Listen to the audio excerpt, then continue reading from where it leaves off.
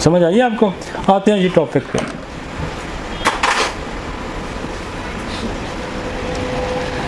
खुदा ने इंसान को बनाया, ज़मीन से बनाया, और फिर उसके अंदर जो ज़मीन की जो प्रोडक्ट थी उससे वो बना, और फिर उसके अंदर ही खुदा ने इसके लिए बीमारियां पैदा की, उसी के अंदर खुराक पैदा की, उसी के अंदर शफा पैदा की, और फिर आखिर उसने उसी के अंदर जाके तहलील हो जाना है।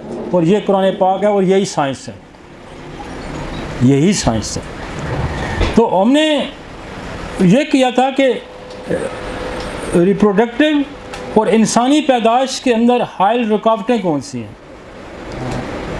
और फ्रोज़न नंबर 3 में वो कहता है कि बेहतरीन डॉक्टर वो है जो अलामात के पीछे बीमारी को जानता हो, और बीमारी के पीछे सबब को जानता हो, और फिर दवा के अंदर छुपी हुई खासियतों को जानता हो, फिर शफा के अंदर हाइल रुकावटों को दूर करना जानता हो, तो बेहतरीन मादत हो।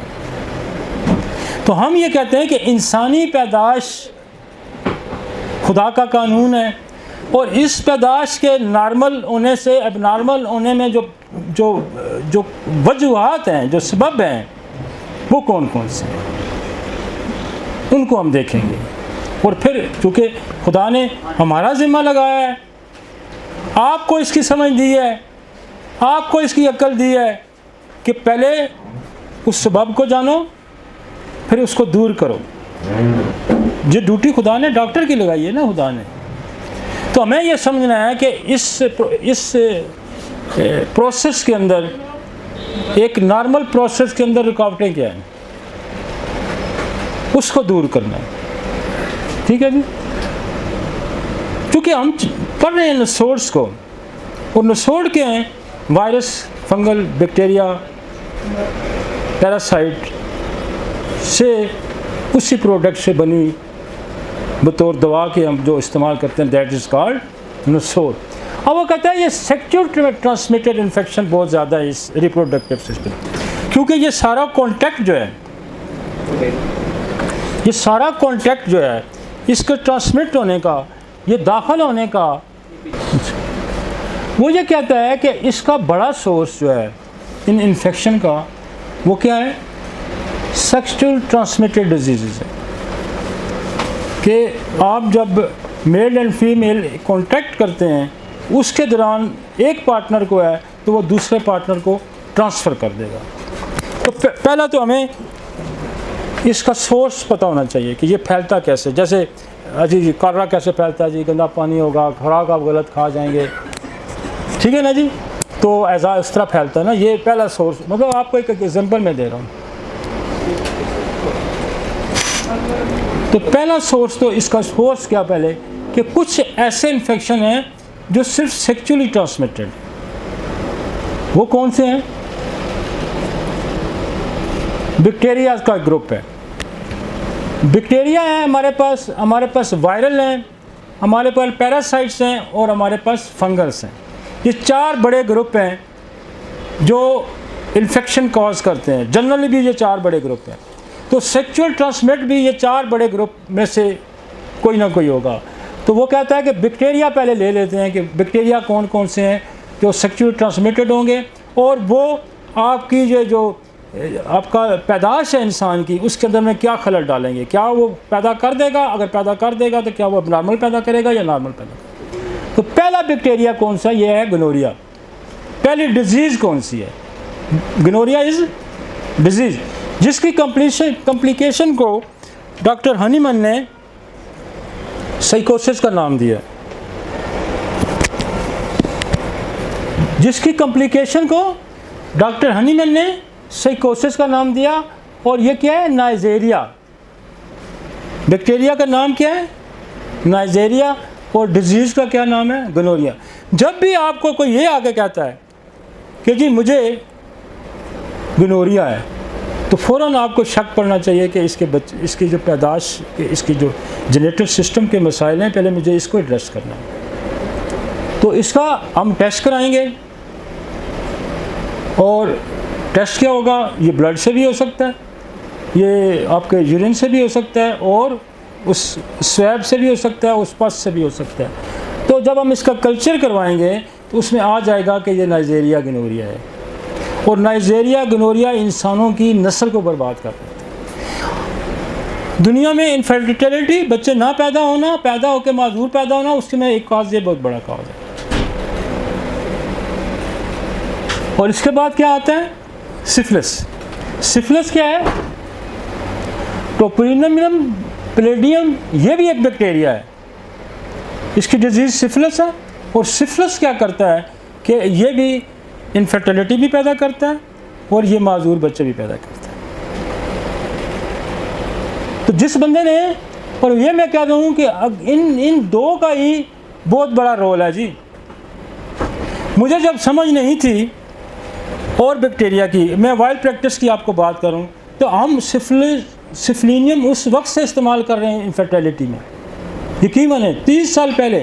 क्योंकि इसमें मैंने जब पढ़ा था, वो काशीराम लिखता है कि ये अजीबुल खलकत बच्चे पैदा करता है, किसी की टांग नहीं, किसी का नाक नहीं, किसी की आंख नहीं, किसी की 2 बाजू लग गए एक साइड पे, तो क्या अजीबुल खलकत, जो इंसानी शक्ल से मुशाबहत नहीं रखते, ऐसे बच्चे पैदा करता है सिर्फ। तो मैं आज से 30 साल पहले से इसका इस्तेमाल करूँ, ये पढ़ के। उस वक्त नहीं पता होता था कि बैक्टीरिया क्या होता था, वायरस क्या होता है। और फिर आस्ता आस्ता हमने इसको समझा कि क्या है, कि ये सिफिलिस होता क्या है। और मेरे पास सिफिलिनियम भी था हमारे पास, कि हमने बेशुमार जोड़ों को, कपल्स को औलाद की नेमत से खुदा ने नवाजा, और उसमें सिफिलिनियम का बड़ा रोल था। और गनोरिया भी जो हमारे पास मेडोरिनम है ना, इसका नसोड है मेडोरिनम, मैंने इस पर डिटेल लेक्चर किया हुआ है। ये भी एक काज है, माजूर बच्चों का काज भी है और इनफर्टिलिटी का भी काज है। उसके बाद है नॉन गोनोकल यूथराइटिस। क्या है ये? क्योंकि ये बहुत मशहूर थे उस ज़माने में, और हनीमन ने साइकोसिस, सिफिलिस उस ज़माने में बहुत ज़्यादा स्टडी की, और उसने क्रोनिक डिजीज़ को कहा कि ये तो है ही सिफिलिस और साइकोसिस है। और चूंकि वो कह रहा था कि मैं दूध हूँ, मेरे पास इतने आर्टिफिशियल डिजीज़ नहीं है, आज तो हम बेशुमार, और ये कमाल वालों ने 400 नसोड़ बना लिया, आज तो बहुत सारी इस तरह की बैक्टीरिया, वायरस जो है वो बतौर बीमारियां हमने समझी हैं। ये क्लैमिडिया जो है, ये गनोरिया के बाद एक बहुत बड़ा सोर्स है रिप्रोडक्टिव सिस्टम को ख़राब करने का।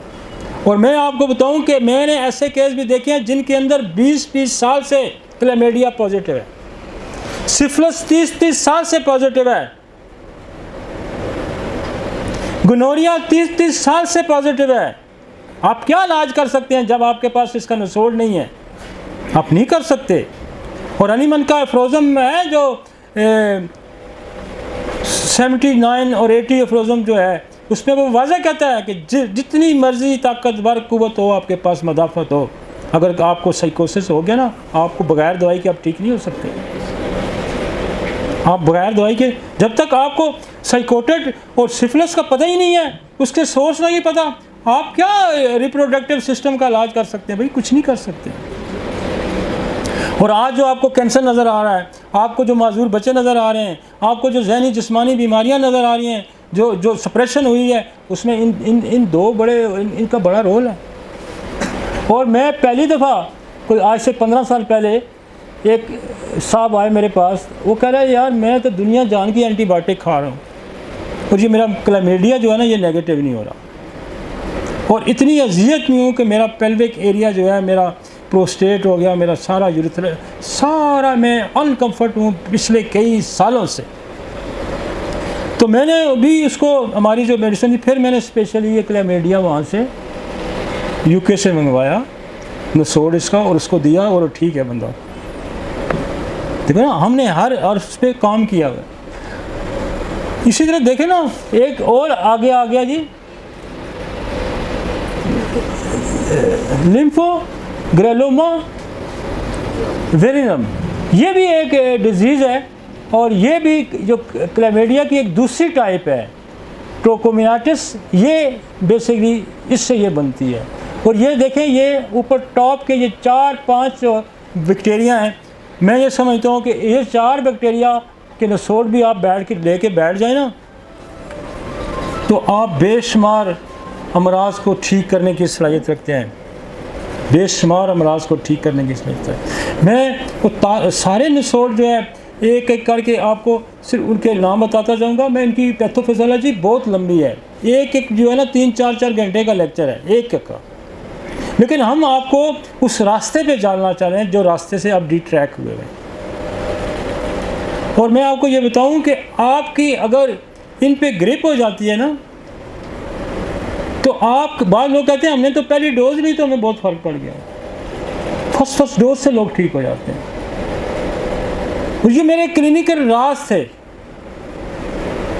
जो खुदा ने हमें दिए और हमने आपको ट्रांसफ़र किए, इसलिए ट्रांसफ़र किए कि ये मेरा सिस्टम जो है ये फ्लरिश करे, और इसलिए ट्रांसफ़र किए कि ज़्यादा से ज़्यादा लोगों को शफा मिले। लोग बेचारे लुटे पटे जा रहे हैं, आपको अंदाज़ा नहीं लोगों की तकलीफ़ात का। मैं इतना, परसों की बात है तो मैं बहुत अच्छा उस बात पे कि मैं कहा यार देखो खुदा किस तरह से नवाजता है। मेरे पास एक बंदा आता है डी खान से, वो सुन रहा होगा शायद, लेक्चर मेरे सुनता है, तो कहता जी डॉक्टर साहब मैं आपको एक नई चीज़ बताऊँ। मैं कहा यार बताओ। कहते यार मेरे 2 जानवर ना, उनको मौत की कोई बीमारी हो जाती है, मोखर हो जाता है। वो 2 हो गए, मैं गाँव के काफ़ी सारे जानवर मर चुके, मेरे को मैंने पड़ गई। तो मैं क्या फिर कहता जी मैंने आपका लेक्चर सुना कि मुंह का जो कैंसर है ना वो कार्सिनोसन मौत ठीक करती तो मैंने ना उसको एक कार्सिनोसन मौत दी, घंटे बाद मैंने उसको ट्यूबरकुलोनियम दी, और घंटे बाद जनाब मैंने उसको मर्कसा दी। तो मेरा जो है ना वो बैल जो था वो अगले दिन उसने चारा दूसरा भी खाया। वो जब गांव वालों को पता चला कि यार इसके तो बैल 2 ठीक हो गए, उन्होंने कहा जी तूने क्या किया। मैंने कहा यार लाओ, वो मैंने सबको ड्रॉप डाले तो पूरे गांव के जानवर बच गए। This is the face of the homeopathy, this is the face of homeopathy कि एक ऐसा बंदा जिसको साइंस का पता नहीं और वो भी उससे मुस्तफ़ीद हो रहा है, क्योंकि उसने उसको समझ लिया, क्योंकि उसने उसको समझ लिया। मैंने सबसे पहले आज से 1995-94 में मैंने पहला निचोड़ एंथ्रेक्स उसका HCV हेपेटाइटिस सी का मैंने खुद पेटेंटाइज किया। जब हेपेटाइटिस सी बहुत फैला था, पहला निचोड़ मैं बनाया हेपेटाइटिस सी का। उस वक्त तक किसी दुनिया की लेबॉरेटरी ने नहीं बनाया था। हमने कोरोना को खुद पेटेंटाइज किया, हमने उसकी वैक्सीन को खुद पेटेंटाइज किया। और आज देखें टीबी पे कितने ज़माने से काम हो रहा है। 1/3 पॉपुलेशन पूरी दुनिया टीबी पे, 1/3 पॉपुलेशन जो है टीबी रिलेटेड में मुब्तला है। और हमने सबसे पहले हमने टीबी रेजिस्टेंस का निचोड़ बनाया, और ये हमने कमाल वालों को बना के दिया। देखें ना, हमने काम किया। और मैं आपको बताऊं इतने फंसे हुए केस ठीक करता है ना टीबी रेजिस्टेंस का निचोड़, बेशुमार फंसे हुए केस जहाँ ट्यूबरकुलोनियम बेसिलियम फेल हो जाती है, मैं उसको ट्यूबरकुलोनियम हम रेजिस्टेंस देते हैं तो वो ठीक होता है। दुनिया में ये सिर्फ नहीं है कि आप क्या खा लेंगे कमा के, दुनिया में ये है कि आपने लोगों को क्या दिया। और खुदा के करीब रहने का एक ही तरीका है कि आप उसकी मखलूक के साथ, उसकी मखलूक के लिए आपने क्या किया भाई। ये तो ज़िंदगी इंसान की कितना कोई जी लेगा, और फिर कितना कोई जी लेगा। और जीने का जो आप अपनी करैक्टर लाइफ आपकी कब बन सकती है कि आपने सोसाइटी के लिए क्या किया। आज अगर सुकरात का नाम है तो क्यों है, उसकी वजह कि उसकी करैक्टर बिल्ड किया, उसने अपना ख़जाना नहीं जमा किया। हमने ट्यूबरकुलोनियम रेजिस्टेंस बनाई तो ज़बानें तक याद रखी जाएगी कि किसी ने बनाई थी। तो ये बात है कि अगर हम इन चीज़ों को, ये निचोड़ सारे अवेलेबल हैं, और हमने सादा सा असूल आपको बताया था कि निचोड़ को जांचने का एक लाइन में आप लिख दें, बंदे का नाम लिखें, नीचे लिखें जनाब ब्लड कल्चर लिख दें, यूरिन कल्चर लिख दें, स्वैब कल्चर लिख दें, तो जो बैक्टीरिया वायरस फंगल पैरासाइट उसमें से निकलेगा वही आपका निचोड़ है। कितना आसान कुलिया साइंस कुलिया देती है। साइंस गर्दाब में आपको नहीं फंसाती। और हमारा जो होम्योपैथी थी ये उन गर्दाब में फंसाने वालों के हाथों में थी। वहाँ से मैंने इनकी ज़ुबान से यूँ खींच के मैंने बाहर निकाल के ले आया हूँ, और हमने इसको आम बंदे तक पहुँचा दिया। हनीमन ने इसको ईजाद किया था और हमने इसको हर बंदे तक पहुँचाया है। अब वायरल ग्रुप आ गया जी। वायरस में एड्स जो है ये भी रिप्रोडक्टिव सिस्टम को तबाह कर देती है। ये तो इंसान की मुदाफ़ती निज़ाम को इसने तोड़ के रख दिया है।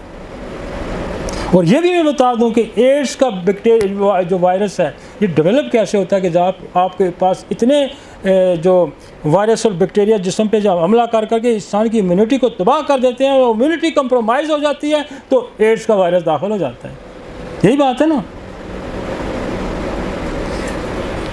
तो एड्स एक्वायर्ड इम्यूनोडेफिशिएंसी वायरस है ये इसका नाम, और इसकी बीमारी का नाम है एड्स है।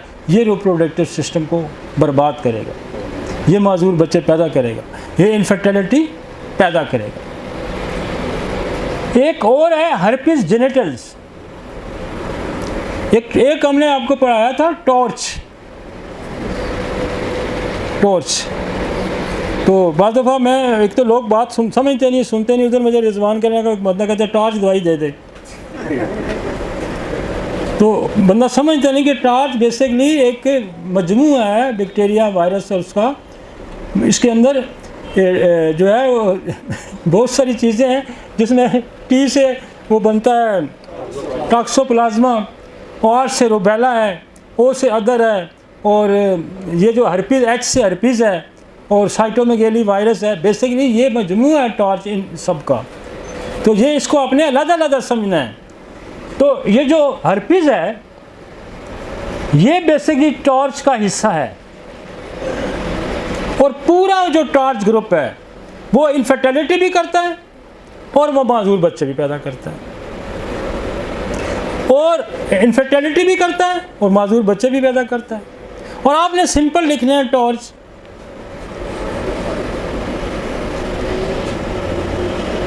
तो उसमें से ही आपका निचोड़ निकल आएगा। ये कुछ 30 के करीब निचोड़ बनते हैं सिर्फ जेनेटिक सिस्टम पे। 10-12 तो ये बन जाते हैं जो टॉर्च के हिस्सा हैं। 4 तो ऊपर बन गए, गनोरिया, सिफिलिस, क्लेमिडिया, 5। और हर्पीज सिम्प्लेक्स का निचोड़ हमारे पास मौजूद है। इसकी दवाइयाँ भी हैं। आप क्लेमेटस है, आपके पास रोस्टॉक्स है, आपके पास एंटोमटॉट है, आपके पास वायरोलिनम है। और चूँकि हर्पीज जो है, हर्पीज सिम्प्लेक्स, हर्पीज जोस्टर जो होता है, ये बेसिकली ये सारी ज़िंदगी जब आपको ये जो चाहे आपको वैक्सीन लगी हुई उसकी चिकन पॉक्स की, और चाहे आपको कभी ज़िंदगी में चिकन पॉक्स हुआ है, ये उसकी कन्वर्टेड शेप है जो आपके जिस्म के अंदर मौजूद होता है, और जब आपकी इम्यूनिटी कभी कंप्रोमाइज़ होती है तो ये बाहर आ जाता है। इसको देखें। अब वो कहते हैं तो सब हम बीमारियों को ना समझेंगे तो हम सिम्प्लेक्स को कैसे समझेंगे? तो कैसे समझेंगे? अल्लाह के बंदे मुझे समझाओ ना। आप दुनिया का आप कहते हैं हम अल्टरनेटिव सिस्टम, आप दुनिया का इलाज करने जा रहे हैं, आपको पता ही नहीं हर्पीस क्या होता है, टॉर्च क्या होता है। ला इल्मी जुर्म नहीं है, ना पढ़ना जुर्म, ना समझना जुर्म। कि आप ला इल्म है तो कोई बात नहीं, आप इल्म हासिल करें ना। आप अपनी ला इल्मी को अपने साइंस पे पूरी पे थोपना चाहते हैं, ये कैसे हो सकता है? हो सकता है ऐसे? नहीं होने देंगे हम। भाई मुझे एक चीज़ का पता नहीं है, मुझे उस चीज़ का पता करना है ना। क्या जब मैं कहूँ कि इसकी ज़रूरत ही नहीं है, अजीब मंतक है, अजीब बात है भाई। जिसको समझ है आप उसकी भी टांग पहन रहे हैं कि यार ये क्यों बता रहा है, कि इसको समझ है मुझे समझ नहीं है। इस तरह से पर्दे नहीं डलते। और खुदा का कानून बड़ा सख्त है।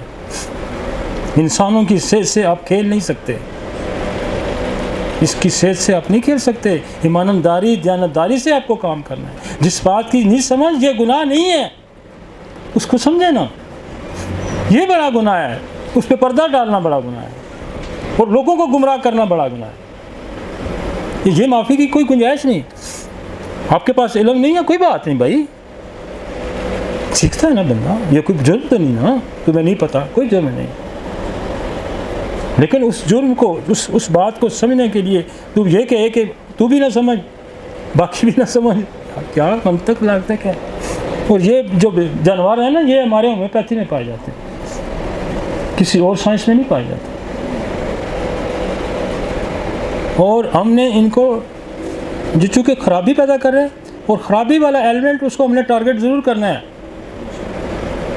ये कुरान पाक में भी इसका जिक्र है। हनीमन बार बार कह रहा है, कंडेम करता है सख्त अल्फाज से। हकीकत को छुपाना की कोशिश करेगा, किसी को गलत रास्ता बताएगा, मरी जाने का ये रास्ता है, वो कहेगा ये रास्ता ही नहीं जाता मरी खुदा के बंदे, तू उस पर जाने ही नहीं दे रहा उसको, वो कहाँ मरी पहुँचेगा। तू कहेगा ये रास्ता ही नहीं है, ये गलत रास्ता, इधर ना जाएं, तो मरी कैसे पहुँचेगा।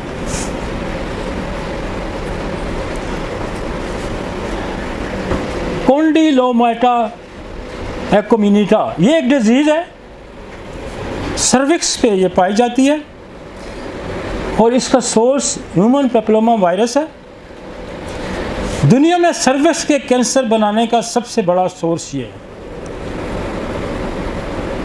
दुनिया में सर्विक्स का कैंसर बनाने का, अगर सर्विक्स का कैंसर बनेगा, इनफर्टिलिटी भी हो सकती है, रिप्रोडक्टिव सिस्टम के अंदर एक रुकावट है।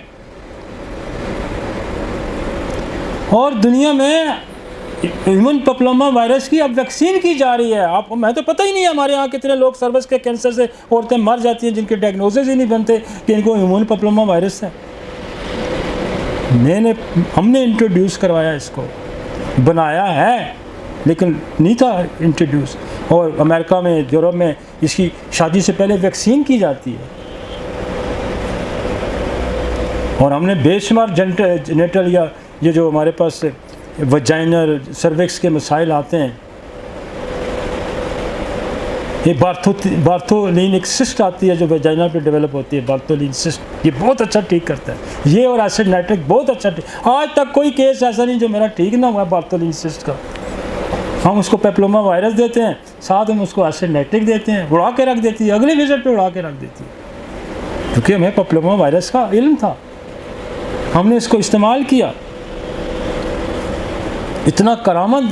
फिर हमने इसके जेनेटल वार्ड्स में बड़ा अच्छा पाया,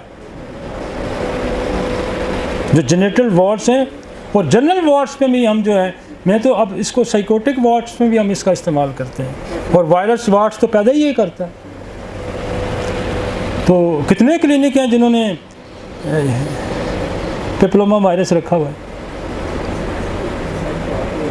नहीं, आपने रखा है ना, हमने इसको लाए हैं, मैंने कमाल वालों को दिया है, इन्होंने इसको मार्केट किया है।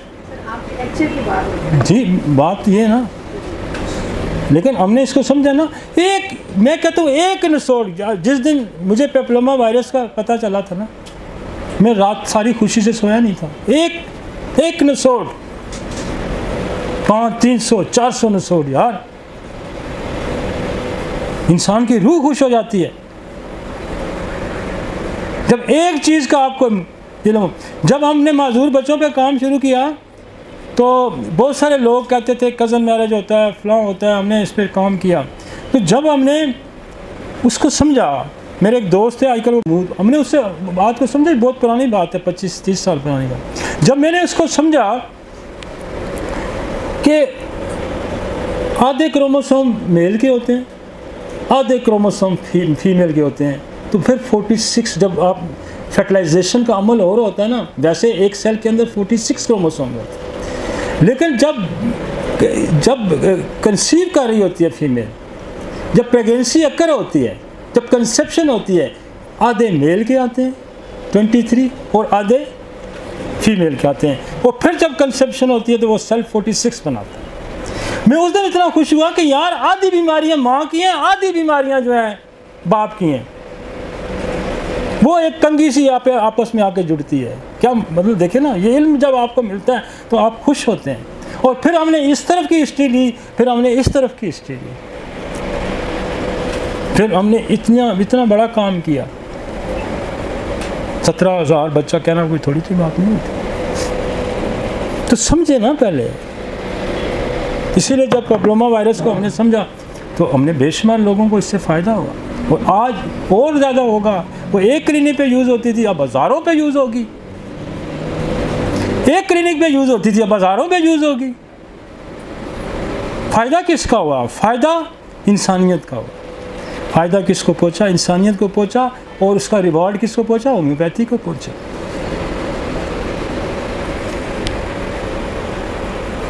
आज आपको पता चलेगा कि जब आप इनफर्टिलिटी का इलाज करने चलेंगे तो आपको ये चीज़ें आपको देखनी पड़ेंगी। और भी बड़ी वजूहात में आगे डिस्कस करूँगा, लेकिन पहले ये तो गौर करना है, ये तो पहला स्टेप है। आप किसी के पांचपन का इलाज करने जाने का ये पहले स्टेप्स हैं।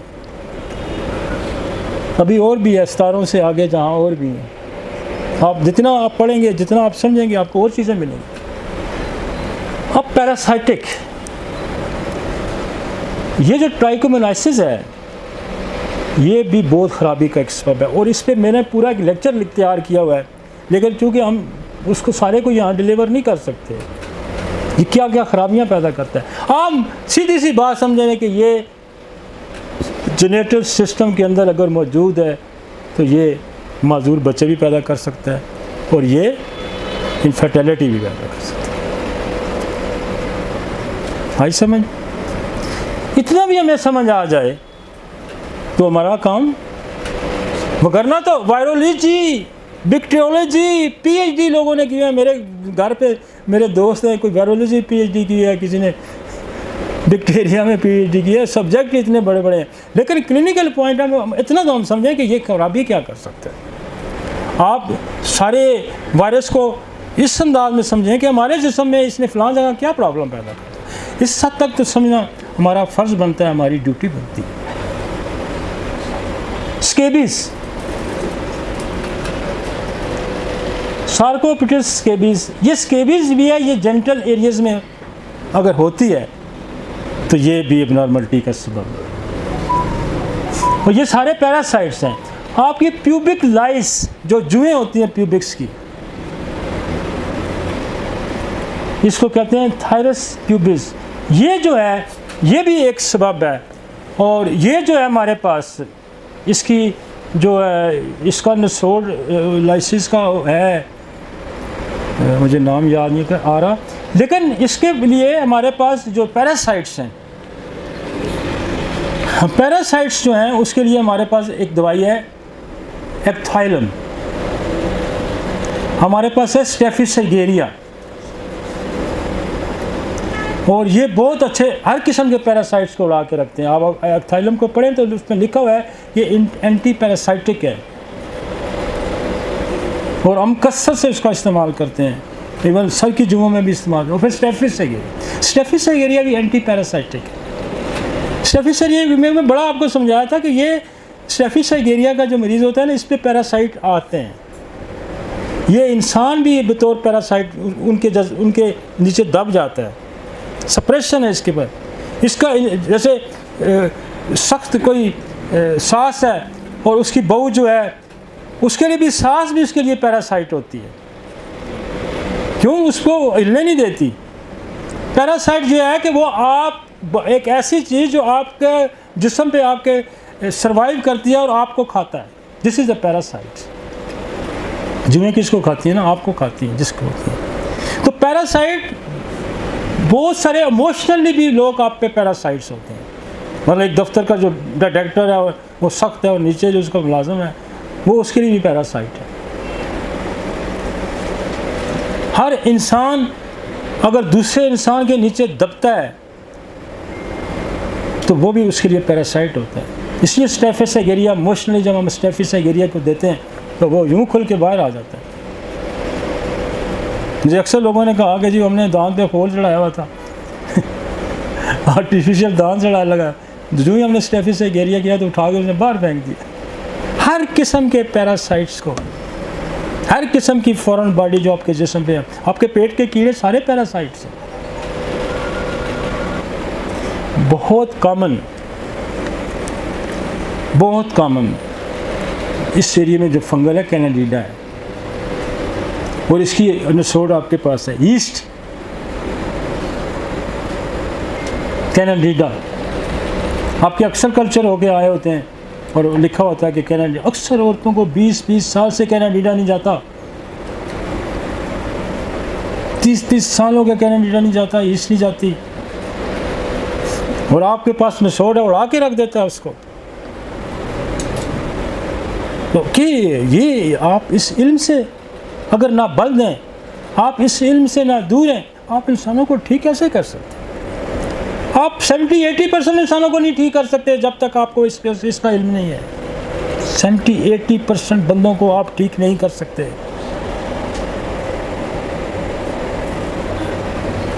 आगे चलिए।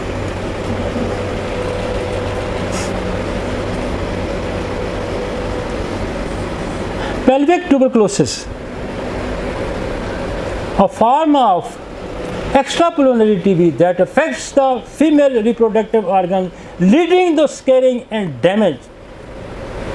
अब ये this is the international study, ये इंटरनेशनल स्टडी है भाई। पेल्विक इन्फ्लेमेटरी डिजीज में ट्यूबरकुलोसिस का रोल है। मेरी स्टडी है, इंटरनेशनल स्टडी है, हमने तो प्रैक्टिस की है भाई। हमने पेल्विक इन्फ्लेमेटरी डिजीज में ट्यूबरकुलोनियम का इस्तेमाल किया है, बेसिलियम का इस्तेमाल किया है, और बड़े कॉजेज में टीबी एक बड़ा कॉज है भाई। आप कहेंगे ये टीबी पेल्विक में कहाँ लेके आ गया है? ये मैंने नहीं ले आई, ये मैं कहाँ लेके आ गई भाई, दुनिया लेके आई है। इसकी करोड़ों स्टडीज है, हज़ारों लाखों लोगों पे ये स्टडी है। आपने तो टीबी सिर्फ सुनी होगी कि जी लंग्स की टीबी होती है, टीबी ब्रेन है, टीबी लंग्स है, टीबी बोन्स है, टीबी बाउल सिस्टम के अंदर मौजूद है, टीबी उसके अंदर मौजूद है, किडनी में मौजूद है। तो पेल्विक इन्फ्लेमेटरी डिजीज़, आप जब बहुत दफ़ा अल्ट्रासाउंड करवाते हैं ना औरतें, तो उसमें लिखा होता है PID, उसमें एक रोल किसका है? ट्यूबरकुलोसिस का। उसमें पेप्लोमा वायरस भी हो सकता है। तो पेल्विक डिजीज़ की जो जितनी भी डिजीज़ हैं उसके सोर्स हैं ये भाई। Endometritis, information of the uterine lining often due to bacterial infection from surgical procedure, childbirth और मिसकैरेज, ये भी एक कॉज है इनफर्टिलिटी का। ये भी एक कॉज है, टीबी एक कॉज है। और यहाँ कहीं और बैक्टीरिया जब आप इसका कराएंगे ना, और क्या कहते हैं, इन्फेक्शन फ्रॉम सर्जिकली प्रोसीजर के दौरान आ जाता है, तो क्या होता है? चाइल्ड बर्थ और मिसकैरेज, बच्चे उठा के बाहर फेंक देता है इन्फेक्शन।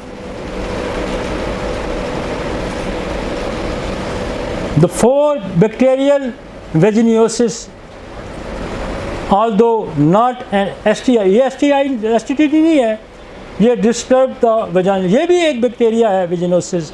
ये क्या करता है कि ये भी वजाइनल और इस फंक्शन को डिस्टर्ब करता है, फ्लोरा को उड़ा के रख देता है। Can increase the risk of upper reproductive tract infection. अब वो क्या क्या आप देखते हैं, कह जाएगी तो हम तो टॉर्च से वाकफ़ नहीं थे, हम टॉर्च से वाकफ़ नहीं थे, हम सिफिलिस से वाकफ़ नहीं थे, हम टीबी से वाकफ़ नहीं थे, हम गनोरिया से वाकफ़ नहीं थे। हम बच्चों की माजूरी कैसे ठीक कर सकते हैं, आप इनफर्टिलिटी कैसे ठीक करते हैं, आप बेसिक चीज़ों से वाकफ़ नहीं। द ग्रुप ऑफ स्टेप्टोकोकस,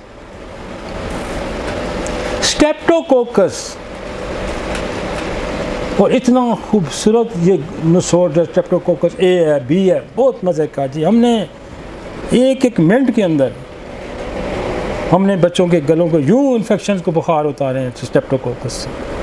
हमने जितने भी आपके बनते हैं कार्डियक कॉन्जेनिटल डिजीज़ बनती हैं, जितनी वाल्वुलर डिजीज़ बनती हैं, उसमें स्टेप्टोकोकस का रोल है। और यहाँ मौजूद बच्चों की पैदाश का स्टेप, और जो पैदाशी बच्चे दिल के अमराज में मुब्तला है, उसमें स्टेप्टोकोकस का रोल है।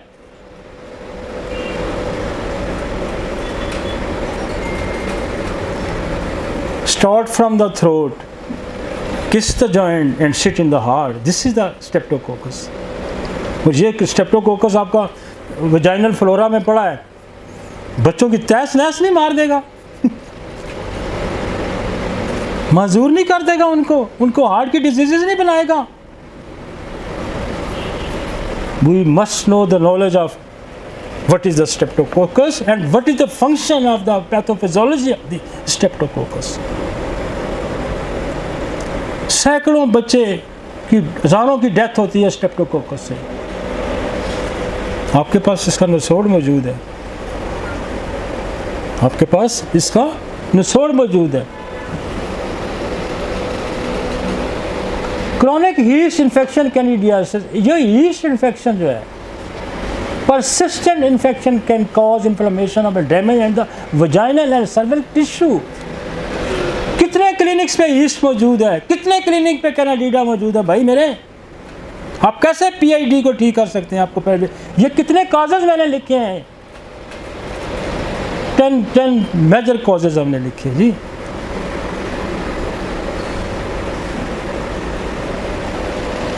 एसिटिडोमायोसिस है, a rare bacterial infection that can affect the pelvic and lead to abscess formation and scarring।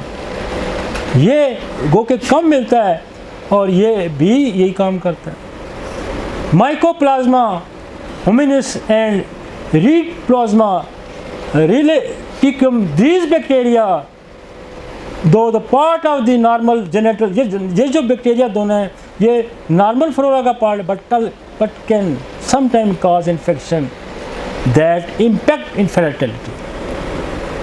जब तक आप पेल्विक एरिया का कंप्लीट एनालिसिस नहीं करवाते तो आप कैसे इसको ठीक कर सकते हैं? और मज़े की बात है कि आप ठीक करने की सलाहियत रखते हैं। क्या कमाल है कि आप ठीक करने की सलाहियत रखते हैं और आप ठीक करना नहीं चाहते। ठीक आप क्यों नहीं करना चाहते? आप इस बात को समझना नहीं चाहते। सलाहियत आपके पास है, दुनिया की किसी और साइंस के पास है नहीं। और आपके पास सलाहियत है, आप उस सलाहियत को यूटिलाइज नहीं करना जानते, आप उसको समझना ही नहीं जानते। तो भाई मेरे, हो सकता है कई लोग मेरे नाम से ये लेक्चर सुनना पसंद ना करते हो। ओ भाई, कहीं से मिलता है। खुदा ने, रसूल पाक ने कुफ़ार के कैदी छोड़े इस बेस पे कि वो इंसान के बच्चों को पढ़ना सिखाएं। ज़बान तो मेरी है लेकिन इसके पीछे हनीमन की साइंस है, इसमें खुदा की साइंस है, इसमें खुदा का कानून है। मुझे पता है कई लोग नहीं सुनना चाहते मुझे, लेकिन मैं आपको ये तो नहीं कहता कि जाओ चोरी करो, डाका मारो। मैं तो कहता हूँ इसको समझो, इसको समझो। इसीलिए खुदा कहता है ना कि ये लोग छोड़ दो इनको। लेकिन छोड़ हम इसलिए नहीं कर सकते कि ये लोगों को गुमराह करते हैं, ये लोगों को डिट्रैक्ट करते हैं। ये 2, 4, 10, 20 बंदे जो इस किस्म के हैं, अगर आप ना भी होम्योपैथी में आए तो हमारी सेहत पे तो कोई फ़र्क नहीं पड़ता, लेकिन लोगों को गुमराह करते हैं। हमारे लोग इनोसेंट होते हैं, मासूम है। एक बच्चा मासूम है ना, उसको आप चाहे चोर बना दें, चाहे डाकू बना दें, चाहे उसको फरिश्ता बना दें, चाहे उसको कोई रोज़गार सिखा दें, पढ़ दें, वो तो मासूम है। होम्योपैथी में आने वाला बंदा तो मासूम है, वो तो इनोसेंट है। और मैं यह बताऊं कि मासूम को गलत रास्ते पे डालना, मासूम को गलत रास्ते पे डालना, उसके सारे एक्ट की जिम्मेदारी आप पे। ये भी कानून में फितरत है। मत समझें कि आपको कहीं माफ़ी मिलेगी।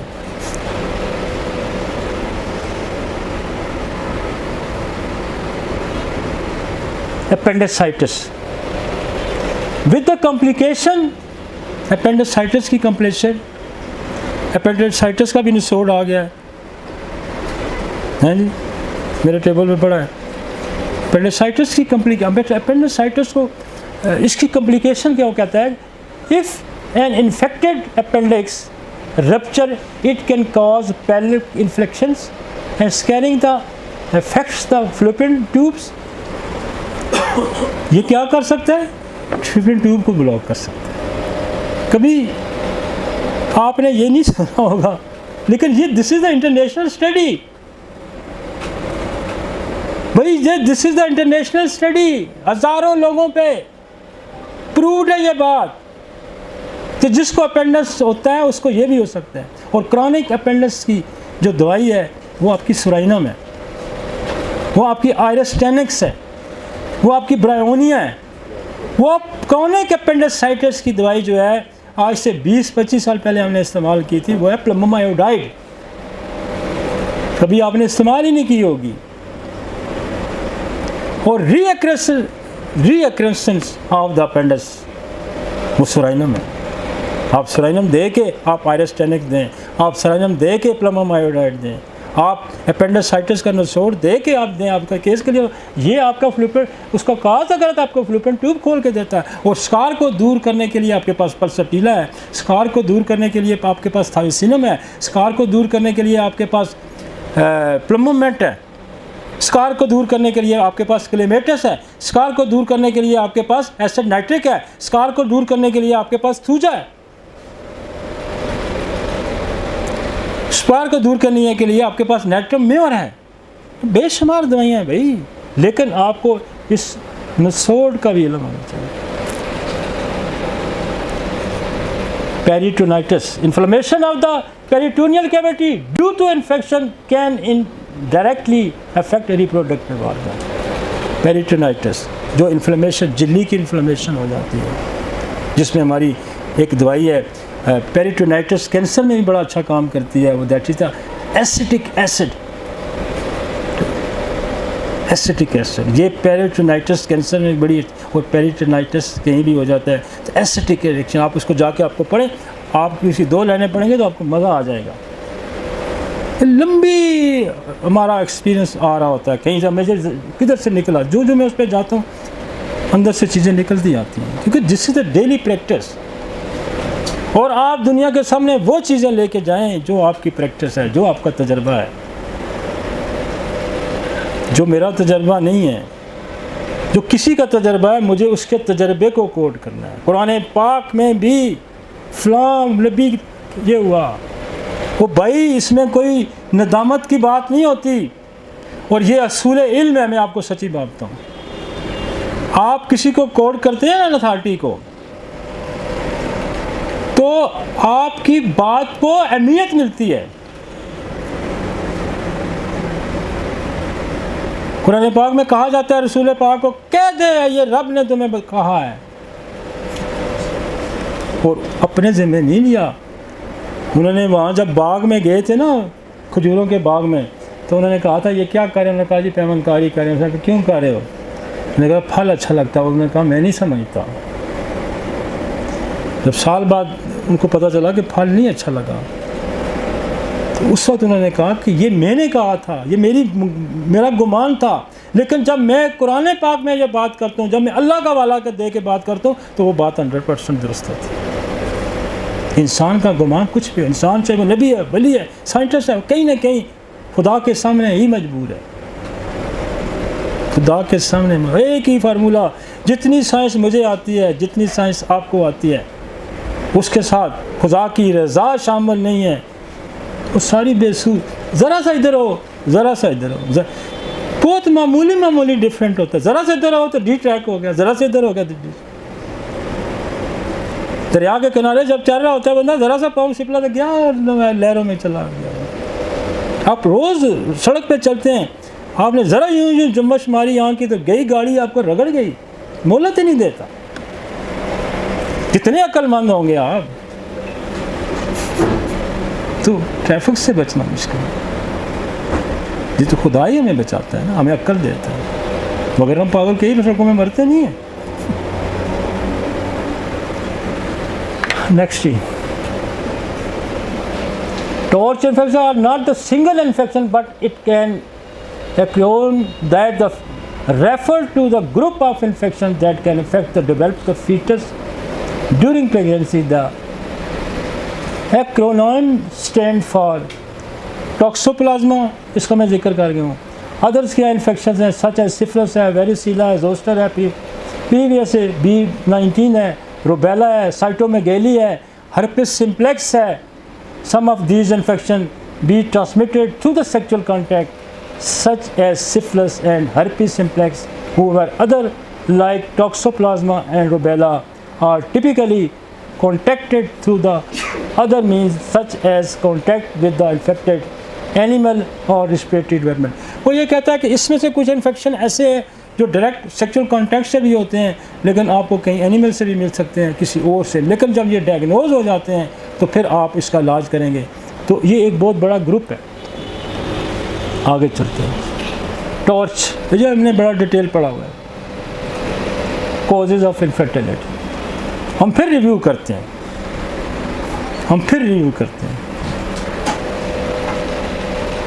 The infertility can be developed due to variety of factors। ये पीछे में गर्दान करके गया हूँ ना, अब आगे हो रहा है कुछ।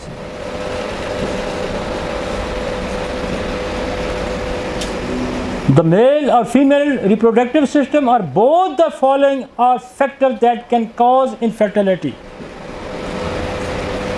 पहला कॉज क्या है मेल के अंदर? पहला कॉज क्या है? लो और एब्सेंट स्पर्म प्रोडक्शन। ये तो पहला बड़ा नाउन कॉज है ना।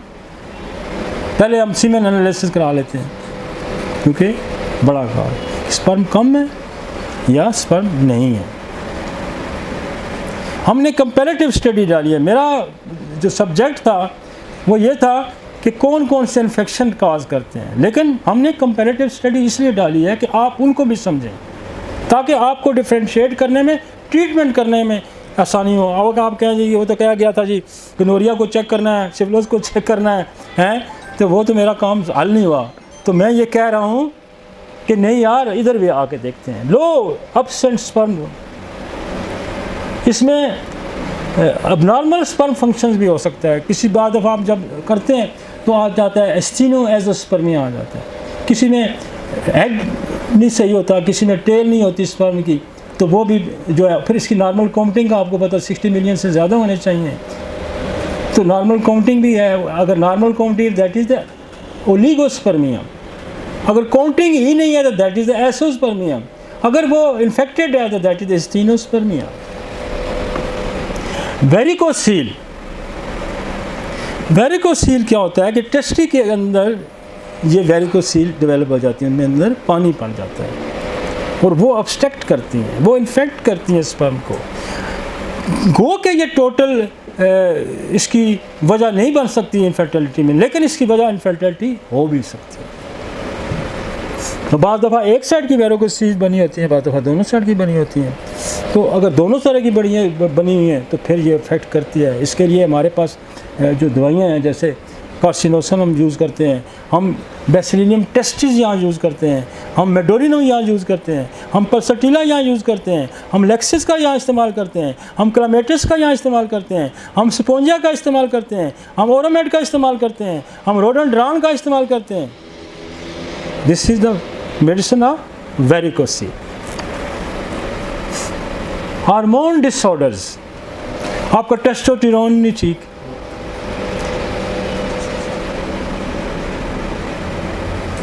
तो फिर भी अबनॉर्मलिटी। आप हार्मोनल क्रोमोसोमल डिफेक्ट है, जैसे टर्नर सिंड्रोम हो गया, जैसे आपका होता है वो उसको कहते हैं ट्राइसोमी 21 हो गया, इनके यहाँ बच्चों की पैदाइश नहीं हो सकती। तो क्या क्रोमोसोमल फॉल्ट है? उसको भी चेक करना। बर्थ डिफेक्ट, बर्थ डिफेक्ट्स कोई भी हो सकता है। ये बच्चा जो है वो उसका पैदाशी कोई उसके अंदर डिफेक्ट आ गया है, कोई माजूरी थी, कोई जेनेटिक डिफेक्ट आ गया, तो उसके यहाँ बच्चे जो पैदा नहीं हो सकते। This is the birth defect.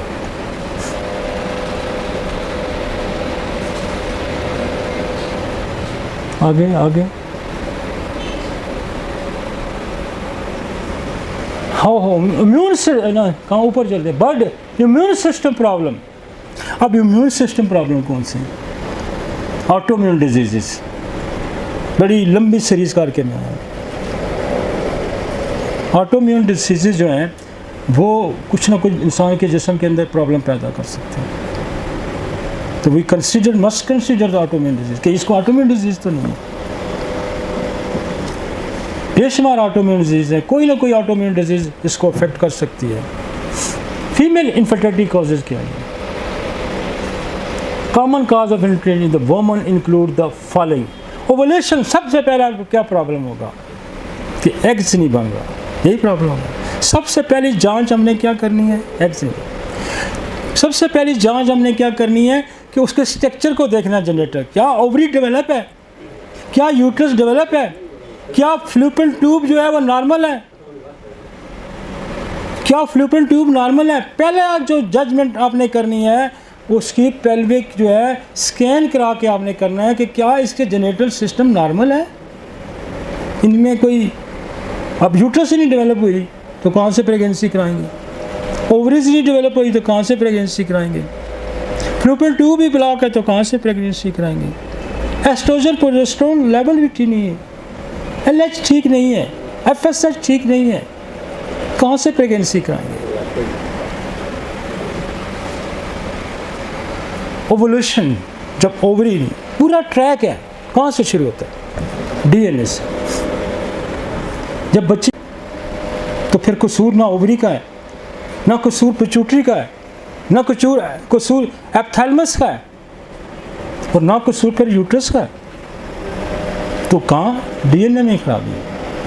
DNA से निकल के एप्थैलमस है मेजर ग्लैंड्स ब्रेन के अंदर जो पिट्यूटरी को कंट्रोल करता है। एप्थैलमस ठीक है, नहीं ठीक है, पिट्यूटरी ठीक है, नहीं ठीक है, ओवरी ठीक है, नहीं ठीक है, इसके लिए आपको FSH कराना होगा, इसके लिए आपको LH कराना होगा। फिर ओवरी मौजूद है, नॉर्मल है, PCO है, पॉलीसिस्टिक ओवरीज है, कि उसके अंदर छोटे छोटे बेशुमार फॉलिकल तो बनते हैं लेकिन एग डेवलप नहीं, दैट इज द पॉलिस, तो फिर भी बच्चा पैदा नहीं होगा। ओवरी डेवलप नहीं तो फिर बच्चा पैदा नहीं होगा। और ये अल्लाह का करम है कि हम DNA से लेके, हम एप्थैलमस से लेके, हम पिट्यूटरी से लेके, हम ओवरी से लेके, हम फ्लूपियन ट्यूब, हम यूट्रस, तमाम ऑब्स्ट्रक्शन रिमूव करने की होम्योपैथी सलाहियत रखती है, अगर आप समझे तो, अगर आप समझे। अगर आप नहीं समझ सकते तो फिर नहीं। सबसे पहला ओवुलेशन, एग्स बन रहा है, आपकी एक्सरे एग्स बना देती है, आपकी ट्यूबर एग्स बना देती है, आपकी सिफिलिन एग बना देती है, आपकी सिपिया बनाती है, पल्सटीला, ऑरोमेट, सब एग्स बनाती हैं। एलेक्ट्रस फेरिनोसा, सिपिया बेतहाशा इनफर्टिलिटी में एग्स बनाने की सलाहियत रखती है, ऑरोमेट बेशुमार एग बनाने की सलाहियत रखती है। आपको इस पर ये समझना ना, इस पोर्शन को समझना है कि कहाँ नहीं प्रॉब्लम, एनाटॉमिकली प्रॉब्लम्स हैं जो मैंने डिस्कस किया। एनाटॉमिकली क्या प्रॉब्लम हो गया, स्ट्रक्चर फ्लूपियन ट्यूब भी ब्लॉक है, प्रेगनेंसी कहाँ से होगी, ओवरी नहीं डेवलप, प्रेगनेंसी कहाँ होगी, पिट्यूटरी से हार्मोन ही नहीं रिलीज होगा, प्रेगनेंसी कहाँ होगी। This is the structural abnormalities, anatomically problems हैं। एनाटॉमिकली प्रॉब्लम को जज करने के लिए आपको स्कैन कराने पड़ेंगे। इंडोमेट्रियोसिस, व्हाट इज द इंडोमेट्रियोसिस? यूट्रस की लाइनिंग जो प्रोड्यूस करती है ब्लड को, वो कहीं और चली जाती है, पेल्विक एरिया में कहीं और, मतलब ओवरीज पे बन जाती है, फ्लूपियन ट्यूब्स के अंदर बन जाती है, पेल्विक के किसी हिस्से में बन जाती है।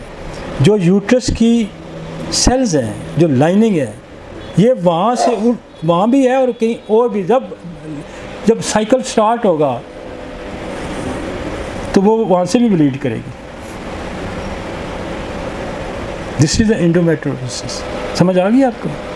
जिन फीमेल्स में इंडोमेट्रियो, बात समझ आई कि यूट्रस की लाइनिंग आपकी, देखें ये स्किन की लाइनिंग कहीं और बन जाती है, दिमाग हमारा सर पे है ना, ये कहीं और बन जाता है, तो फिर काम तो नहीं चलेगा ना। तो यूट्रस के प्रॉपर जो यूट्रस के अंदर की लाइनिंग है वो कहीं और बन जाती है, तो दैट इज इंडोमेट्रियोसिस। जी जी, कहीं और से ब्लीड करना शुरू कर दें। और ये जो है ना, ये भी जेनेटिक डिफेक्ट है। इसके लिए पीरियड का साइकिल ही रोक देते हैं वो, और आपकी पर्सटीला जो है वो एक चीज़ एक जगह से हट के दूसरी, दिस इज द सप्रेशन, कि जिस आर्गन ने यहाँ लगना था ये आर्गन कहीं और भी लग गया है। तो उसके लिए पल्सटीला है, उसके लिए ट्यूबरक्लोनियम है, उसके लिए मेडोरियम है। ये इंडोमेट्रियोसिस की बड़ी दवाइयों में पल्सटीला का शुमार होता है। समझ आइए आपको? जो स्किन यूट्रस के अंदर होनी चाहिए थी वो कहीं और भी बन गई। समझ आ गई? ईजी। This is the इंडोमेट्रियोसिस।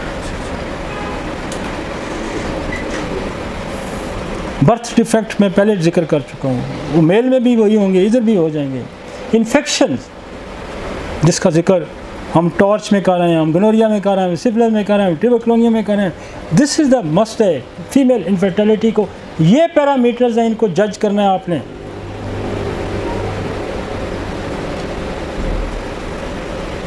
ये किधर चले गया?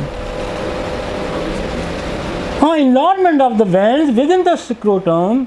ये वेरिकोसील्स को आप डिफाइन कर रहा है कि what is the varicocele and enlargement of the vein within the scrotum similar to the varicose। जिस तरह आपकी वेरिकोज नहीं हो जाती, ये तो वेरिकोसील के मरीज़ कम आते हैं, अक्सर औरतें आती हैं। ये जो हमारे कुक होते हैं, ये हमारे जो सेल्समैन होते हैं, इनकी टांगों में वेरिकोज डेवलप हो जाती हैं। पेट के ऊपर भी देखते हैं। हाँ, कहीं वेरिकोज, वो जो वेन्स हैं वो फूल जाएँ प्रेशर की वजह से। That is the varicose. अब हमारे एक दवाई जो अप्रूव्ड हुई है बर्नर्ड ने की है, और वो है सिक्रीनम। बर्नर्ड ने इसकी दो अलामात प्रूव की हैं, एक तो ये पेट के कीड़े पैदा करती है और दूसरी ये वेरिकोज। तो इसका सिक्रीनम। बाकी मैं दवाइयाँ लेक्सिस, हलाइको, पल्स, ये ऊपर मैं जिक्र कर चुका हूँ, स्पोंजिया,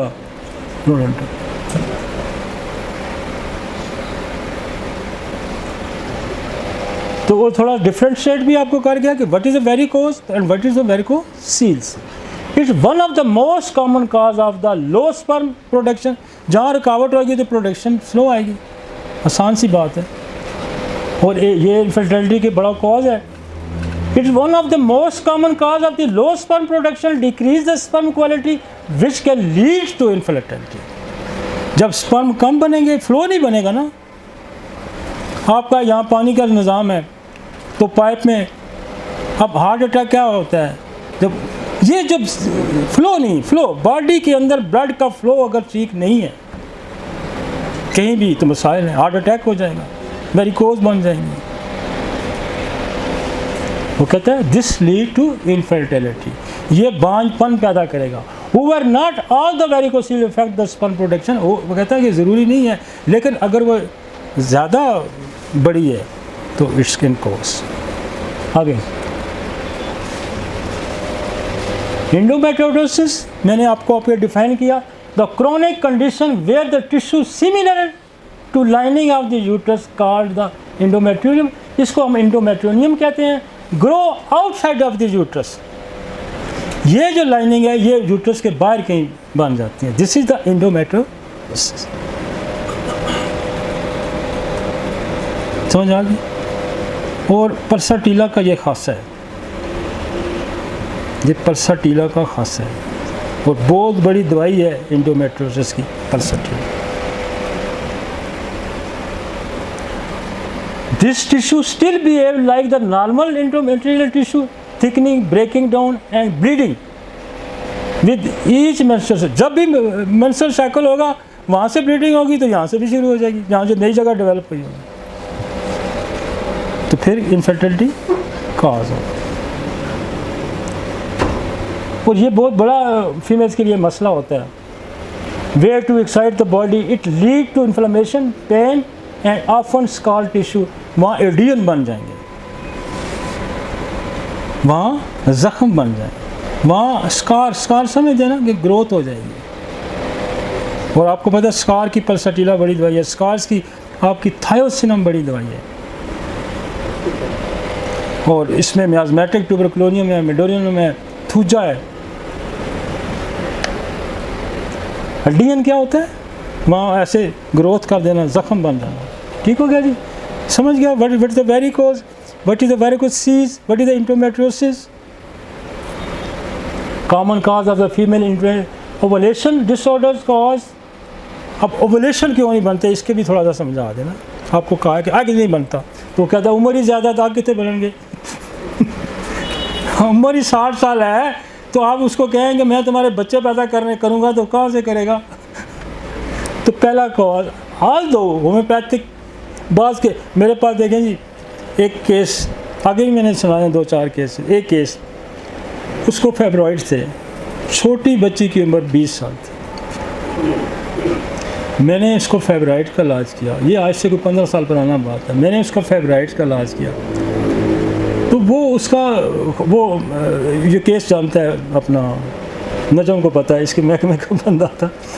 तो वो उन्होंने कहा जी 3-4 बार असल में क्या जी फेब्रॉइड तो बढ़ गई, ये तो पेट ही अपना फूल फाल गया, और तो लगता है कि फेब्रॉइड की। तो जाके उन्होंने टेस्ट करा, अल्ट्रासाउंड कराया, तो उन्होंने कहा था फेब्रॉइड तो नहीं, तो बच्चा है आफ्टर द 20 ईयर्स। एक और केस था मेरे पास, उसके पीरियड्स भी नहीं हो रहे थे, उसकी सबसे छोटी बच्ची 20-22 साल की है। वो मुझे कह रही थी मेरे पीरियड्स नहीं आ रहे, मेरे जिस्म पे वार्ड्स हैं। तो मैं उसको एक्सरे काशी ट्यूब और ये देता रहा, और उसको पल्साटीला देता रहा, और साथ वो मेरी क्या है, मेरे चेहरे पे ना फ्रैकल्स भी हैं, तो मैं साथ उसको प्लम्बामेट दूँ। वो आई नहीं, 2-3-4 महीने उसने दवाई खाई, फिर आई नहीं। कोई 1.5 साल बाद उसके हाथ बच्चा था। तो मैंने उसको कहा, मैंने कहा ये बच्चा किसका है? कहता मेरा। मैं कहा तेरा किधर से होगा? कहते वो दवाई जो 3 महीने खाई थी। तो होम्योपैथी क्या ग्रेट साइंस है, यकीन माने। मैं इसलिए कहता हूँ कि मुझे खुदा कई ज़िंदगियाँ दे, तो फिर भी मैं होम्योपैथिक बनना पसंद करूँ, क्योंकि इसके अंदर क्या मज़े की साइंस है। मेरे अपने 4 बच्चे जो हैं वो मेडिकल स्पेशलिस्ट हैं भाई। और फिर मैं मेरे सामने जब बैठते मैं कहता तुम्हें कख नहीं आता। कहते आप क्या करें डैडी, आप कौन सी दवाई दें। समझ आइए, ये होम्योपैथी का कमाल है। मैं उनसे कम पढ़ा लिखा हूँ। वो पहले MBBS करते हैं, फिर 5 साल ट्रेनिंग करते हैं, फिर जाके कहीं 2 साल उसमें हाउस जॉब में करते हैं, फिर जाके स्पेशलिस्ट बनता है। लेकिन यकीन माने होम्योपैथी के सामने जब स्पेशलिस्ट भी आता है ना, वो बेबस होता है, अगर आपको होम्योपैथी आती है। तो ये बिल्कुल सच है। डिमिनिश ओवेरियन रिजर्व, क्यों भाई? ओवरी रिजर्व जो होता है वो ही नहीं रहा, तो फिर एग्स डेवलप नहीं होगा। ये आपको ओवुलेशन की बातें बता रहा है। प्रीमेच्योर ओवेरियन फेलियर, वक्त से पहले ओवरी फेल होगी। अब वक्त से पहले ओवरी फेल करने की कौन सी दवाइयाँ आपके पास? आपके पास सीपिया है, आपके पास लेकेसिस है, आपके पास ट्यूबरक्लोनियम है, आपके पास सल्फर है, आपके पास पल्साटीला है। ये वक्त से पहले ओवरी को फेल कर देती है। आपके पास एक्सरे है, आपके पास सिफलिनियम है। सिफलिनियम वक्त से पहले आर्गन को ख़त्म कर देता है। और एजिंग की सबसे बड़ी दवाई जो है वो सिफलिनियम है। वक्त से पहले बच्चे को मार देती है, माँ के पेट में बच्चे को मार देती है, पैदा होने के बाद बच्चे को मार देती है, कम उम्र में मार देती है, पूरी उम्र नहीं पूरे करने देती। This is the syphilinum, premature ovarian failure. और मैं आपको बताऊँ 5-5, 4-4 साल से ओवेरियन फेलियर को हमने ठीक किया। दोबारा ओवरी ने काम करना शुरू किया। है पढ़े जाएं, वो कहते हैं इसको तलाश करो। जितना पोटेंशियल होम्योपैथी में किसी साइंस में नहीं है भाई। इंडोक्राइन डिसऑर्डर जो हैं, आपके PCOS जो है, जैसे इसको पहले भी मिले, ये वो ओवुलेशन डिसऑर्डर्स हैं, इनको आपने एड्रेस करना है, फिर बच्चे पैदा होंगे। एक हमने इन्फेक्शंस की सीरीज गिन के आए हैं, एक और कॉज है, और ये कॉजेज भी बिकॉज ऑफ इन्फेक्शन है मज़े की बात। ये उलट पुलट है। इसलिए वो कभी जिस्मानी बीमारी थे, कभी ज़हनी बीमारी। ये दिस इज़ द सप्रेशन। ये सारा खेल 78 में वाज़े है, सारा खेल।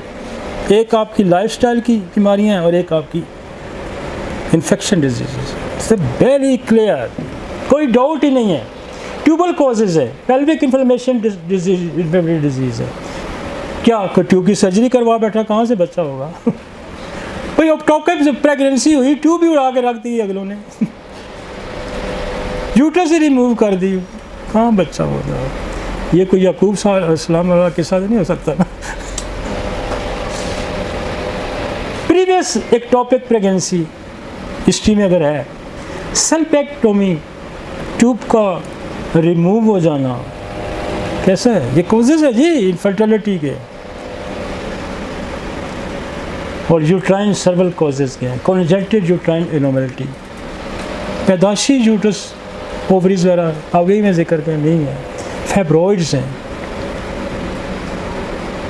वो फैब्रॉइड्स होम्योपैथिक दवाइयों से ठीक हो जाते हैं। आप मैंने केस सुनाया आपको, मैं फैब्रॉइड्स का इलाज करूँ उसकी प्रेगनेंसी होगी। इंडोमेट्रियोसिस जिक्र कर रहे हो, पुअर सर्वाइकल म्यूकस क्वांटिटी, ये जो पुअर सर्वाइकल म्यूकस क्वांटिटी है, क्वालिटी है, क्या ठीक करती है सीपिया, क्या ठीक करती है नेक्टम में, मैं कहता हूँ कमाल करती है। अक्सर आपको वेजाइनल ड्राइनेस औरतें आती हैं कि यहाँ प्रेगनेंसी अक्कर होती है तो ज़ाया हो जाती है, दैट इज़ द नेक्टम। पेनफुल कोइटस है, that is the sepia, that is the नेक्टम।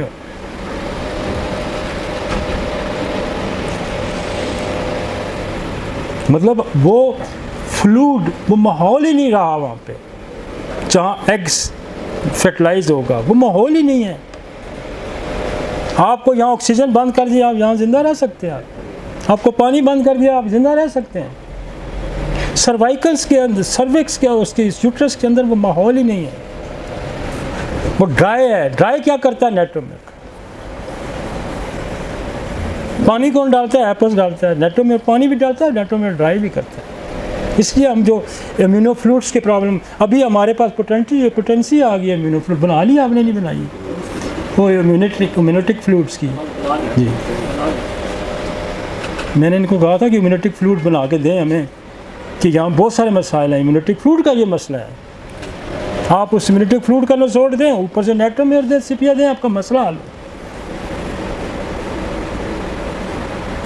हम देखें, आपको ना सिर्फ इसका क्लिनिकल प्रैक्टिस, हम तो दवाइयाँ भी प्रोवाइड कर रहे हैं। कहाँ मिलते हैं तरले, कहाँ से लेके आते हैं, कहाँ से करके आपको यकीन माने एक दवाई जो जहाँ आपको 150 की या 180 रुपये की मिलती है, मैं यूके से 3-3 हज़ार की खरीद के लाया हूँ। मैं तो 15 लाख की वहाँ से दवाइयाँ खरीद के ले आया हूँ। आपको तो 30,000 के सारे नसोड़ यहाँ मिलते हैं। This is our services for homeopathy.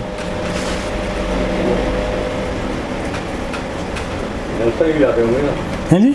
Nelson भी लाते होंगे? नहीं, नेल्सन अब नहीं इतनी बनाता, आजकल एलियस ज़्यादा बना रहा है और फेयरमैन बना रहा है, काफ़ी सारी कंपनियाँ बना रही हैं। मैं पर्सनली मैं विज़िट करता हूँ, ना जाता हूँ। हमने कार्सिनोसन लिवर मैंने वहाँ से खुद उनसे बनवाई, उनके पास नहीं थी। ये जैसे हम ये बना रहे हैं, इम्यूनेटिक फ्लूइड्स बना रहे हैं। देखिए ये हमारा काम है, हमने लोगों को चीज़ें प्रोवाइड करनी है, तब रिज़ल्ट आएंगे ना। अब इम्यूनेटिक फ्लूइड, ओए ये क्या कर लिया ने, ये क्या हो गया? मतलब ऐसे भी तो है ना लाबल्द किस्म के लोग। कमाल है।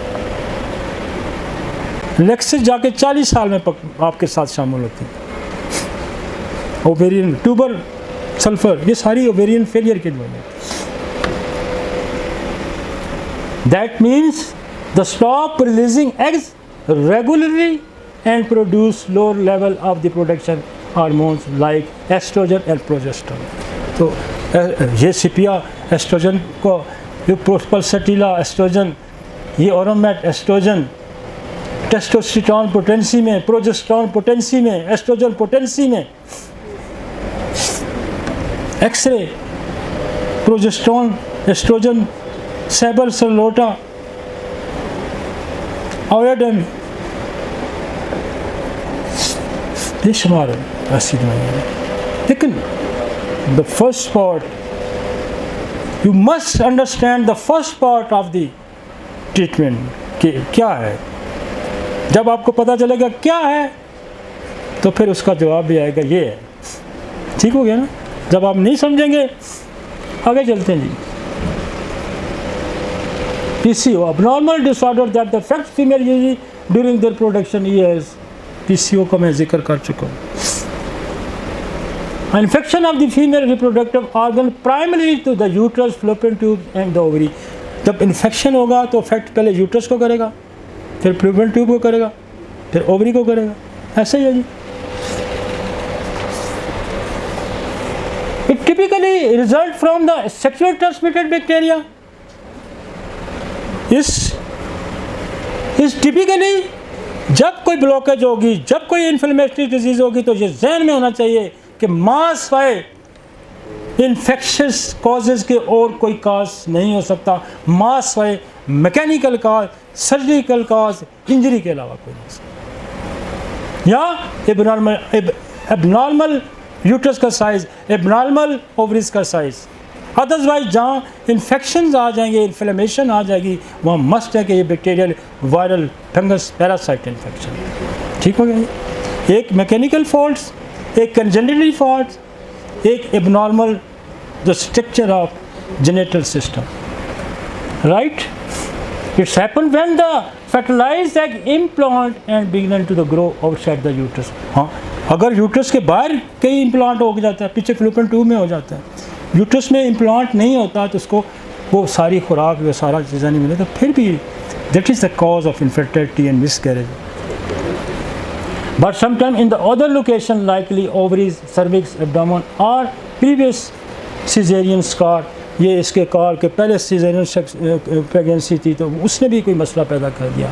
Since these places cannot support growing pregnancy, ectopic pregnancies are not viable and can become life threatening if not treated। और अगर ectopic pregnancy हो जाती है, प्रेगनेंसी जो है आउट ऑफ द यूट्रस हो जाती है, तो this is the life threatening. इसके लिए अक्सर क्या ज़्यादातर सर्जिकल रिमूविंग होती है।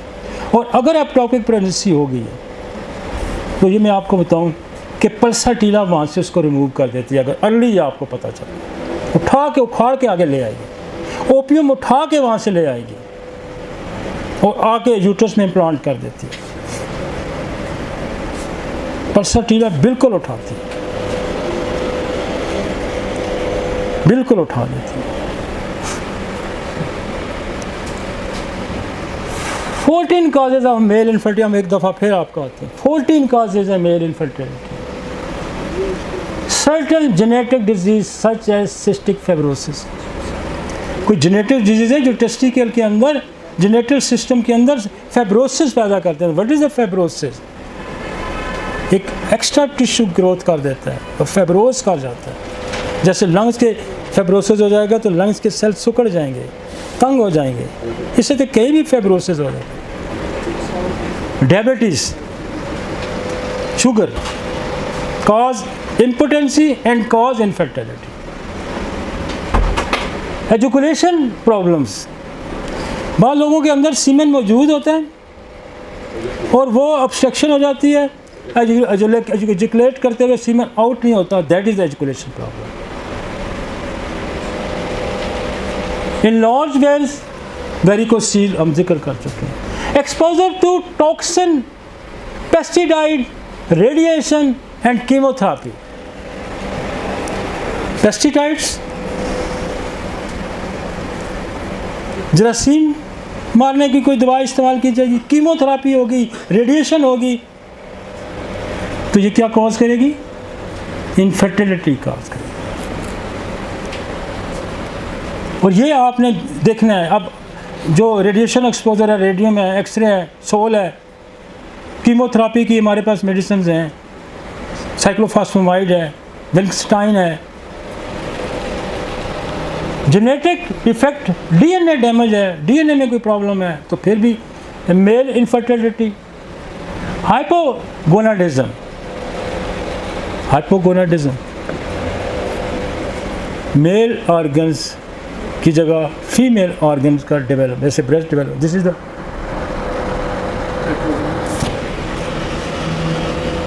हाइपोगोनाडिज्म। मर्द औरत में नजर आता है, फिर भी infertility. Lifestyle one of the hidden cause of the infertility. कोई लाइफस्टाइल कॉज हो सकता है और मैनी लाइफस्टाइल कॉजेज हो सकते हैं। ओवर एक्सपोज टू हीट, खुदा ने टेस्टिकल को डिज़ाइन किया आउट ऑफ द बॉडी। उसकी रीज़न ये थी कि स्पर्म को एक मखसूस टेम्परेचर देना था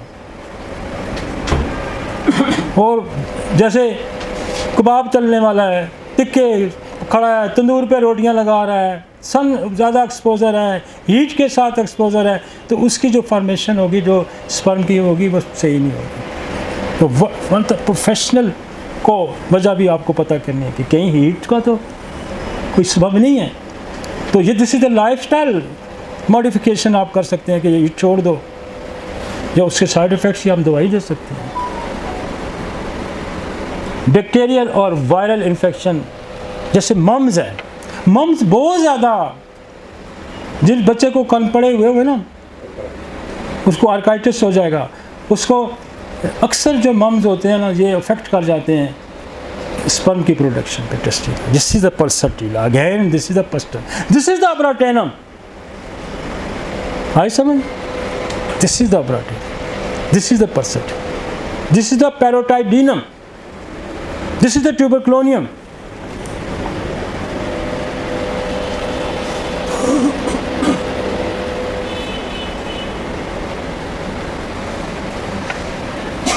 सीमेंट डिसऑर्डर्स को जो आगे हम जिक्र कर चुके हैं, स्टीरॉइड यूज, स्टीरॉइड का इस्तेमाल मेल इनफर्टिलिटी कॉज, तो उसको एंटीडोट करें। ट्रॉमा और प्योर सर्जरीज, कोई ट्रॉमा हो जाता है। मैं आपको एक केस सुनाता हूँ, आज से 20 साल पहले मुझे एक केस रेफ़र किया एक लेडी डॉक्टर ने, ये 20-25 साल पुराना, और उसके स्पर्म जो थे नहीं थे। मैंने इसको हिस्ट्री ली, इसको क्रिकेट की बॉल टेस्टिकुलर हिट हुई, इंजरी हिस्ट्री थी। ग्लैंड इंजरी की जो दवाइयाँ हैं, एक अर्निका है, कोनियम है, बेलस्पर्नस है। 2 महीने के इस्तेमाल के बाद जब मैंने उसके सीमेन एनालिसिस कराया तो फुल प्रोडक्शन थी। वो मेरा दोस्त है डॉक्टर हफीज़, उसने तो मैं ये लेक्चर प्रोग्राम हमने इकट्ठे शुरू किया था। ये मेरी उसकी मुश्तरका कावज थी।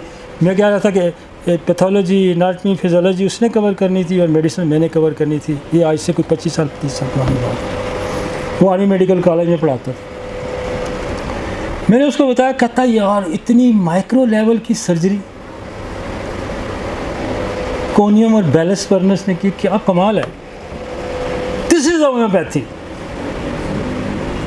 दिस इज और उसके बाद मेरे पास जितने केसेस भी रेफ़र होते थे ना इंजरी वाले, और उनकी तो हम यही इस्तेमाल करते थे, प्रोडक्शन फुल देती थी। जहाँ भी ग्लैंड इंजरी आएगी वहाँ बेलस और कोनियम क्लास का काम करते हैं। This is the trauma.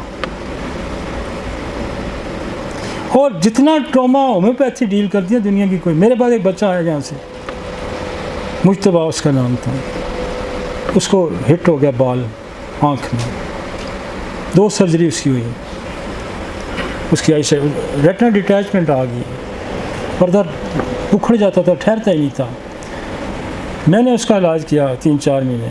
हम उसको आर्निका, हाइपेरिकम और सल्फेटम देते रहे, और आज इस बात को 15 साल गुजर गए हैं। अभी रात आज 4 दिन पहले भी बच्चा मेरे पास आया था। मैंने कहा सुना, कहते फिट नज़र, कोई पसंद नहीं।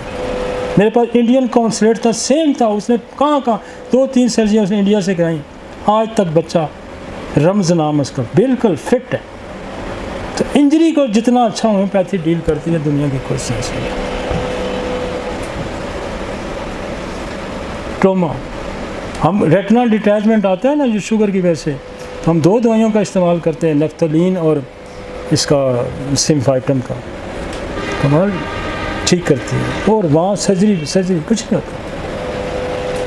अनडिसेंडिंग टेस्टिस का ऊपर रह जाना, पेल्विक में ही रह जाना, नीचे, दिस इज अनडिसेंडिंग टेस्टिस जो है वो स्पर्म की क्वालिटी को ठीक नहीं करेगा। ये ध्यान में रखें। आप ये देते रहे डामियाना, तो दे एक्सरे, तो ये वो तबाही मचा देंगे। आप पहले देखेंगे कि टेस्टिस अनडिसेंडिंग टेस्टिस, तो this is the causes of infertility. Steroid कैसे एंटीडोट? स्टीरॉइड नॉक्समोमिका दें, वही स्टीरॉइड भी पोटेंसी में दे दें। आपके पास कार्टिजोन है वो दे दें, नॉक्समोमिका दे दें। हाँ, जो potency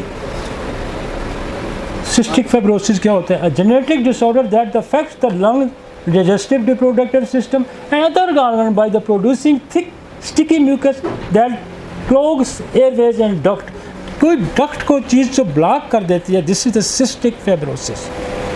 it is a inherited in autosomal recessive pattern. Autosomal recessive gene का भी कोई ये हो सकता है, meaning the person need to inherit 2 defect of genes, one of each per parent to develop the condition. ये ऑटोसोमल हमारी जो जेनेटिक डिसऑर्डर ये है कि सेम जीन माँ का भी ख़राब है और सेम जीन बाप का भी ख़राब है. तो ये जो बच्चे पैदा हो इनको कहते हैं ऑटोसोमल रिसेसिव जीन. और एक होता है ऑटोसोमल डोमिनेटिंग जीन, कि कोई एक जीन जो है ख़राब इतना डोमिनेट हो कि वो इफेक्ट डाल दे. तो ऑटोसोमल रिसेसिव जीन डिफेक्ट भी हो सकता है, उससे भी जो है हो सकता है. Infertility in the male due to absence of was defense, reduced infertility in some females due to thick cervical mucus. तो ये कुछ चीज़ें ऐसी हैं जो सिस्टिक फाइब्रोसिस हमने आपको डिफाइन किया कि वहाँ फाइब्रोस हो जाना, वहाँ उस रास्ते का बंद हो जाना, वहाँ तंगी हो जाना, वहाँ सुकड़ जाना, जिससे लंग्स फाइब्रोसिस हो सकता है, लिवर फाइब्रोसिस हो सकता है, इसलिए जेनेटिक ऑर्गन में फाइब्रोसिस होता है. We come be understood.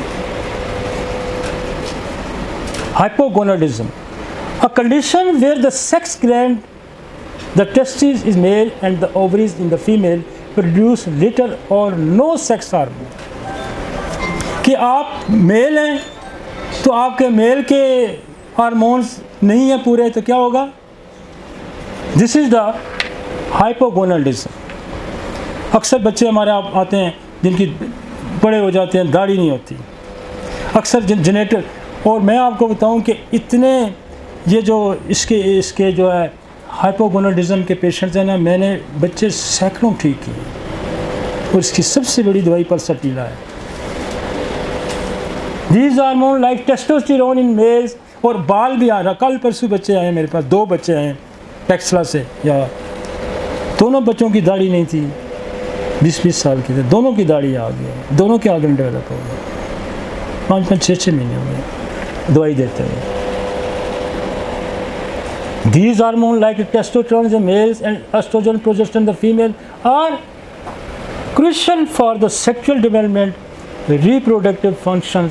ये जो तीनों हार्मोन्स है ना, ये मेल एंड फीमेल के लिए बहुत कहते हैं ज़रूरी है. तो अगर ये नहीं होगा तो फिर कौन बच्चे पैदा करेगा? Undescending testes also called cryptorchidism, a condition in which the both are testes fail to move the scrotum before the birth. Birth से पहले ये बाहर आ जाते हैं, अगर बर्थ के बाद बाहर नहीं आते तो बहुत सारी चीज़ें जब बर्थ के साथ पहले उधर काम कर रही होती हैं.